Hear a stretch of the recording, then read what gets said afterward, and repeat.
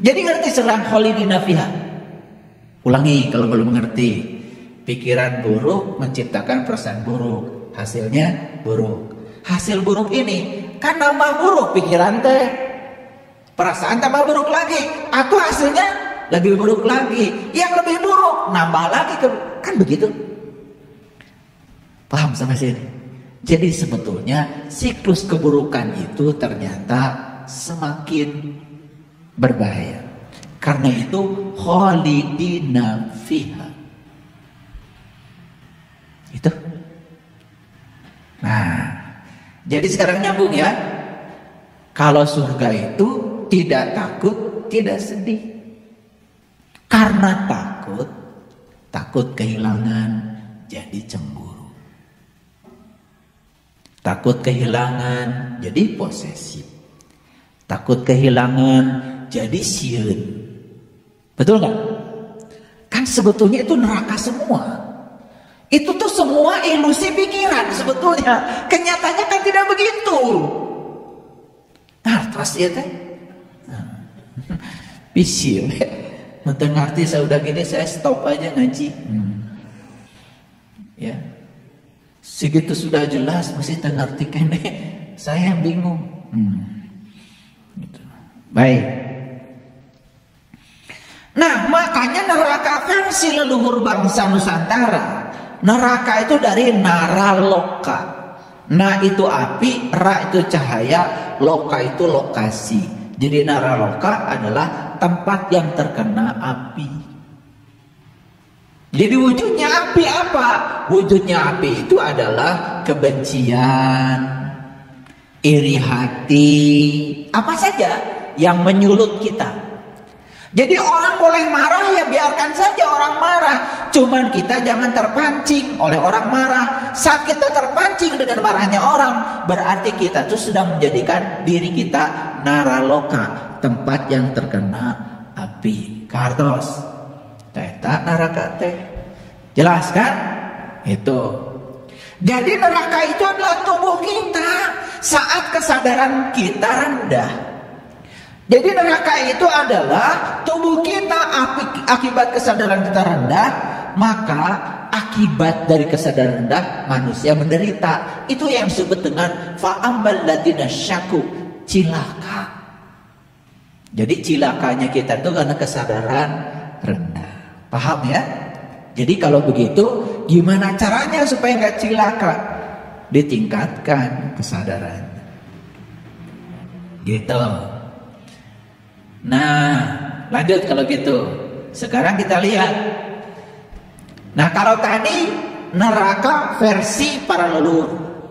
Tadi neraka versi kitab suci, Al-Quran.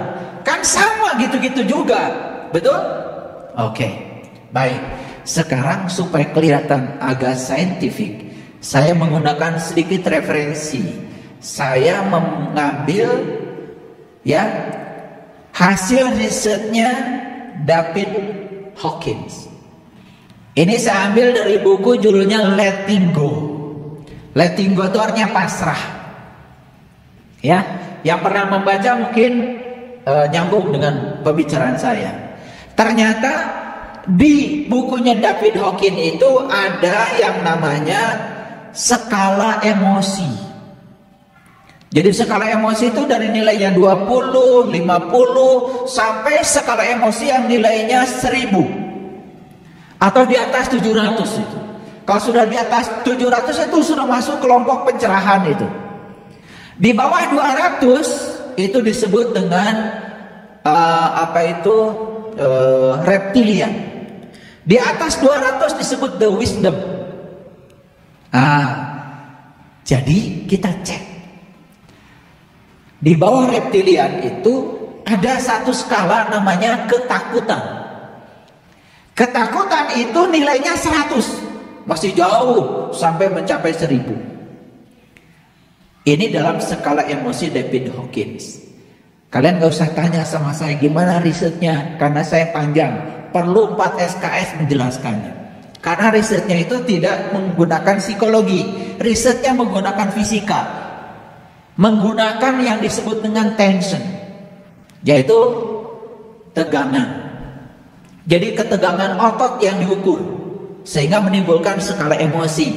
Makanya emosi seseorang itu bisa diukur dari ketegangan ototnya.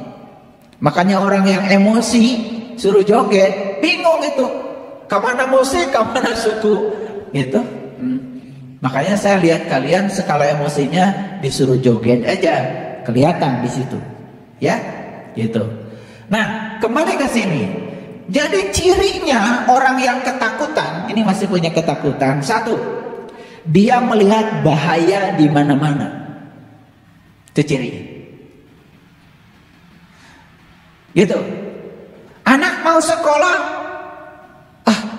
mesti tabrak motor. Suami mau kerja, ulah pak, di bumi we, bila kehujanan. Jadi di mana-mana tuh yang dia lihat tuh bahaya aja itu. Ini ciri orang takut. Masih begitu gak kita? Lamun masih kene berarti 100 nilai. Ya 100 dari 1000, awas ya. 100 dari 1000, bukan 100 nilai 100.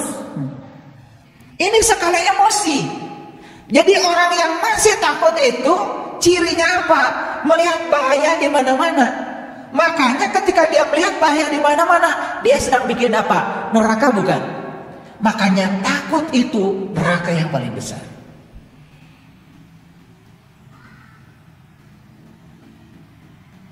Betul? Makanya menggunakan konsep nu penting mah urang mangariung. Dahar terdahar ngariung. Nah ini sebetulnya konsep ketakutan. Anak kehujanan, ya biarkan saja merasakan hujan. Dah hujan macai. Mun hujan dan batu tak ulah. Cai kene mah teu naon. Ngerti maksud saya? Kenapa takut? Lalu pikiran kan suka kemana-mana, bisi asup angin macam-macam. Betul? Nah. Jadi ciri orang yang ketakutan itu dia melihat bahaya di mana-mana. Nah kalau kita melihat bahaya di mana-mana, coba, berarti pikiran sedang menarik apa? Menarik bahaya, bukan?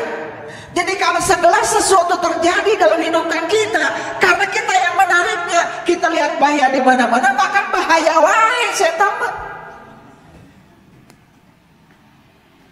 Betul? Makanya kalau ngomong tuh bahaya, bahaya kan gitu. Gitu.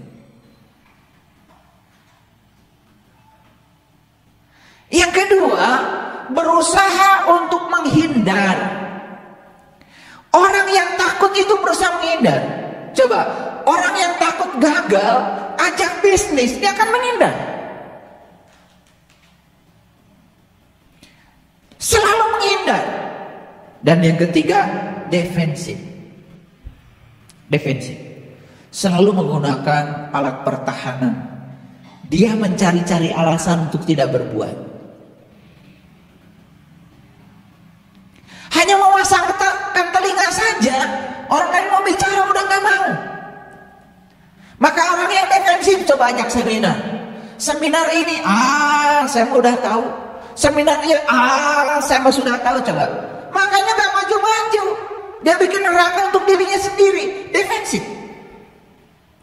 Diajak pola hidup sehat. Pirak itu. Defensif. Tidak pernah ofensif. Tidak pernah ofensif.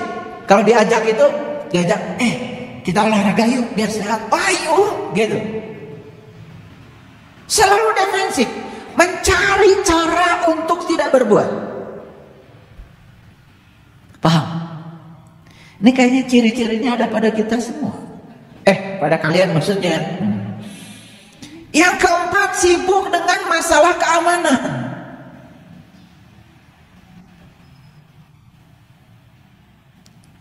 Kita bikin rumah, udah pagar 1 meter, kurang. Tambah lagi 2 meter, kurang. Tambah lagi 3 meter, kurang. Makai jeruji besi, beling. Tuh. Selalu saja masalah keamanan. Selalu ada perasaan tidak aman dalam diri. Saya kasih tahu. Orang yang pagarnya tinggi, apa yang terjadi? Dia melambangkan angkuh, bukan? Boro-boro rumahnya akan dikunjungi tetangganya. Boro-boro minta dahar lah. Ningali pagarna geus pikasieun. Betul nggak? Surga atau neraka? Neraka. Datang panggil batur tuh neraka sebetulnya. Dapat hidup sorangan. Pagarnya tinggi, maut. Oh, ngubur. Hese pagarnya ke jangkung. Ngerti maksud saya? Makanya sekarang kan zamannya kuldesak. Betul nggak? Rumah tanpa pagar. Nah, rumah tanpa pagar itu kan berarti itu sudah membebaskan rasa takut. Dan dijamin kalau kita baik dengan tetangga, dijagalah ke tetangga. Betul nggak? Apalagi kita berehan, suka kasih tetangga, gak usah takut. Dan usia di bawah mah terlalu pedit. Kan usia di bawah teh pedit itu. Banget nage ketingali pedit. Betul nggak? Iya. Saya punya keluarga saya nih, supaya kalau keluarga orang lain kan diceritakan gak enak. Peditnya auzubillah. Iya. Makanya diintip tuh, begitu sedang sholat id itu sholat id kesempatan. Iya. Keur ari itu sholat id dipaling sadayana tah hartana, emasna, duitna gitu. Diintip, engke sholat id. Wah. Beres sholat itu terjadi lebaran. Sakit duitnya lebakan. Eta kapalingan seletik terjadi lebaran. Ditutup imah langsung. Iya, teu narima salaman cenah. Sedang berkabung. Langit duit. Lemah pelit. Jadi sibuk dengan masalah keamanan. Yang keempat, yang kelima, posesif. Posesif terhadap orang lain. Orang yang takut itu ya, mohon maaf ya. Dia punya teman, temannya berteman lagi, itu sudah takut. Ngerti nggak? Tidak pernah merasa aman hidup. Pencemburu. Ini kalau lihat wajah-wajah sebelah sini, sebelah kanan. Sama sebelah kiri juga. Cemburu itu karena apa? Karena takut. Takut kehilangan. Makanya penyakit orang yang ada itu beda dengan penyakit orang yang tidak ada. Gak ada selesai. Orang yang tidak ada, tidak punya uang misalkan, masalah dia itu cuma kekurangan aja. Tapi orang yang punya uang penyakitnya lebih kompleks. Karena takut kehilangan yang dia punya. Ternyata lebih gawat daripada orang yang tidak punya. Yang tidak punya uang, ya, lagi ngaji aja dengan saya, nunutan. Bukan berarti yang nunutan gak punya uang. Orang yang punya uang, uangnya banyak, takut kehilangan uangnya, baru-baru bisa tidur, nunutan BSC. Dasieun, betul nggak? Malam juga terus ngitungan duit di bawah bantal. Sare-sare itu. Jadi coba, ini menurut David Hawkins, ini hasil riset nih. 1, melihat bahaya di mana-mana. 2, terus menghindar. 3, defensif. 4, sibuk dengan masalah keamanan. Selalu saja merasa tidak aman. 5, posesif. 6, cemburu. 7, gelisah, cemas, dan terus berjaga-jaga. Capek deh. Betul nggak? Iya. Orang kajelekong yuk. Aduh, abdi mah teu tiasa ngantunkeun bumi. Paul aya nu mangku. Aya nu kitu. Ya kita teuing mah enggak. Cuman ya rasa takut kehilangan sesuatunya sih pasti ada. Betul kan? Iya. Ngaji yuk. Di mana? Di Jakarta. Aduh, can tol, can bensin, can tuang, can waktu, can macet, terus diaya-ayakeun. Aya nu kitu. Saha?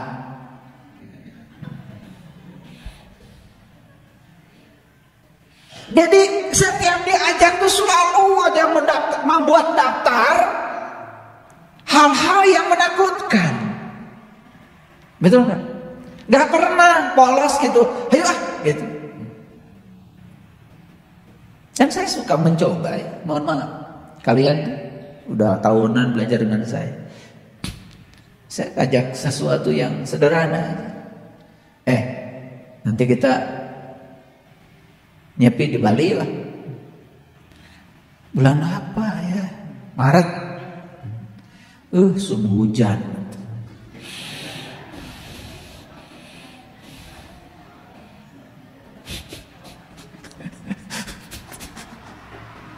Maret musim hujan sana. Ngarang. Musim malono Maret. Tapi saking tidak mau pergi ke sana, cari alasan gitu. Udah gitu alasannya salah lagi, Maret musim hujan. Itu, ya. Coba kalian kan bisa lihat ya kiri kanan kalian ya. Kalian orang yang takut yang begitu, betul nggak? Selalu berhitung, ya, jaga-jaga gitu. Ya, apalagi orang yang takut memberi ya. Hidupnya tidak kemana-mana. Boro-boro nggak bahagiakan batur. Dirina sorangan oge susah. Padahal dia tuh punya sebetulnya. Betul? Lebih bagus ngarencu mandiri ku perhiasan. Aya dahar jeung pai sepeda. Eta ge dicocolan teh luarna we. Can saminggu mah. Can di dahar huluna ge. Makanya penyakitnya itu coba darah tinggi, diabetes, betul nggak? Kurang gizi, ya, ngaji tunduh, ya.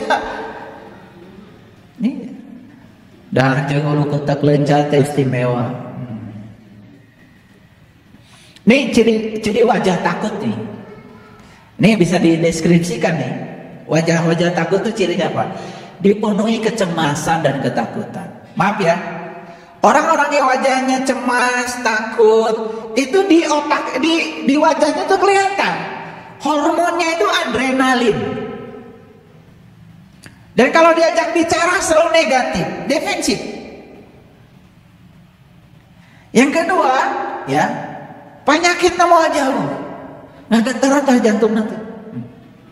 Nggak getar, di mana mati nyepakan jantung ya. Karena apa? Selalu disertai dengan rasa was-was. Nah, rasa was-was itu akibat dari apa? Makanya ada riset Kajo Murakami, beliau mengatakan siapapun orang yang berehan, welasan, asihan, hayang mata mereka batur, jantungnya sehat. Karena ternyata memberi itu melapangkan pembuluh darah. Kan orang yang takut dia takut memberi, pelit apalagi hitungan, ya. Sekalipun dia memberi, nggak getar, nggak getar ke jantung nanti.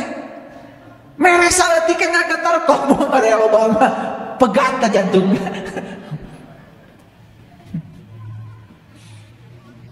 Pokoknya kalau ada orang mati mendadak, jantungnya ada pelit. Nggak getar. Jadi ngasih sedikit aja bergetar tuh jantungnya tuh. Ya. Nah ini saya kasih tahu ya. Kalau jantung kita suka berdebar-debar, rewasan, itu sebetulnya tanda bahwa kita itu masih berada dalam kondisi rasa takut. Nah, ada yang lebih parah. Ini baru jantung bergetar-getar. Yang lebih parah lagi adalah ketakutan yang lebih kronis, itu yang disebut dengan cemas. Ini bahasa psikologi.